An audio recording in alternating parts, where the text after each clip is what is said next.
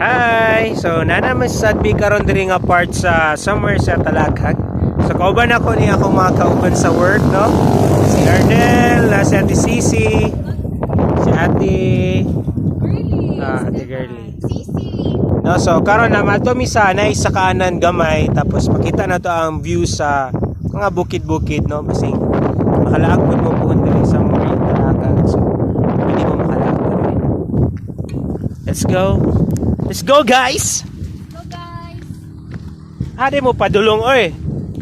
Ate Girly, taga-asa ka gani? Lantapan. Okay, Lantapan. So, mani ang dalan gamay. Tarang! So, gipangdaro ni sa mga baka. Grabe ang mga baka diri, oh. Bitaw sa baha rin ni siya. Ha, ha, ha. Tararat. Wow. Wow, wow. Sada kay hangin diri, oh. Fresh kayo. Ang mga hair, oh. So mga medyo mga Talagang anak yan. tambok na, murag hangak pagid gamay diri. Dito. Kalami sa hangin. Panghangin lami.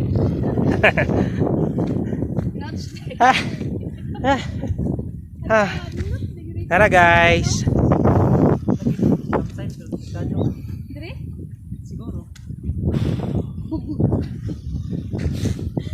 Actually, pasaka na may karon sa Mount Dulang. Dulang ba to, te?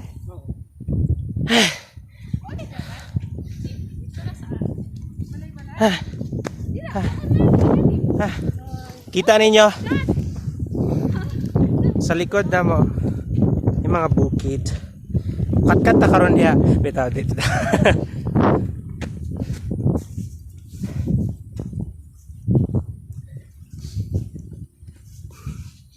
Money guys ang mga kaumahan ni Arnel. Ay, muna akong uma. Kita ninyo. Gamay ra mo isa ka pero hangak na. So sa mga ubos sila mga timbang rest na ako. Okay na ni exercise. Tara. So dili layo ra gyud ta gamay no kay igor man ta ni hapit dere. So puhon makatkat sa mga gimingaw na sa mga mountain climbers na to. Gimingaw na. So nara inyo ang gipangmingaw nga mga bukid. Sa ato pa ding likod makita ninyo unsa ni nga bukid sa likod Ate Se? Ate Se? Unsa ni sa Para siya Kitanglad Range. dahil dere sa likod? Okay guys, so Kitanglad Range daw ni dara. Kana nga part. Kalatungan mo guna. Uy, Kalatungan. Dira? Oh, kalatungan. Okay, Kalatungan, wrong information, bagsak. I know. Kalatungan na dia guys, no? So sorry kay di ko taga diri pod. So mana Kalatungan. Likod ana Pangantukan. No, so man ato mga view diri sa Bukidnon. Puros gid sa bukid. Mo ni ang ginaingon nato nga kabukiran. Kabukiran man oh. Tarang. Hi.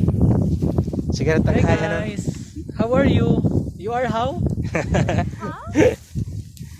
Ay, dahan og mga ferns po dere.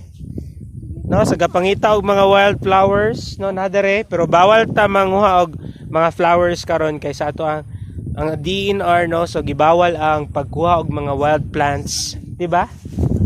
Gibawal karon no, especially nga daghan og na-addict sa bulak, so bawal ta magkuha og mga bulak og mga wild plants aning mga bukid. Tara. No?